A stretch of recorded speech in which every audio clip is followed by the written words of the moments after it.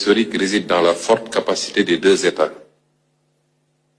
frères, de ne pas laisser l'émotion surplomber et décider du sens. Sous ce rapport, ce déplacement ne vise pas à calmer, il vise à affirmer, à réaffirmer que le sport n'a pas divisé deux peuples. Il a éprouvé leur lien. Il n'a pas opposé le Sénégal et le Maroc. Il a mis à l'épreuve l'intensité de deux passions nationales dans un espace commun. Les dérapages observés ici ou là ne doivent être ni niés, ni dramatisés. Ils doivent être requalifiés comme des excès émotionnels produits par la ferveur et non comme des fractures politiques ou culturelles.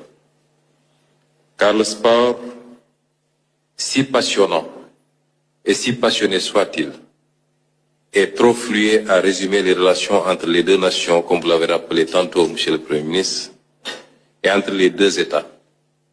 Relations faites de l'ancienneté des liens humains, spirituels, économiques et culturels, que vous avez rappelé tantôt, de la circulation historique des personnes, des savoirs, des confréries, des étudiants, des entrepreneurs, de la confiance politique bâtie dans la durée, au-delà des alternances et des conjonctures.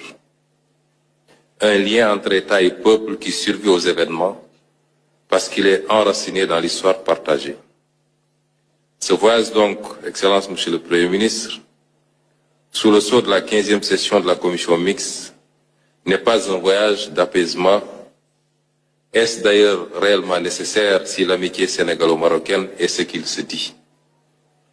C'est un voyage de confirmation, de dépassement et de refondation du lien à la hauteur de deux nations qui se respectent, se reconnaissent et se projettent ensemble.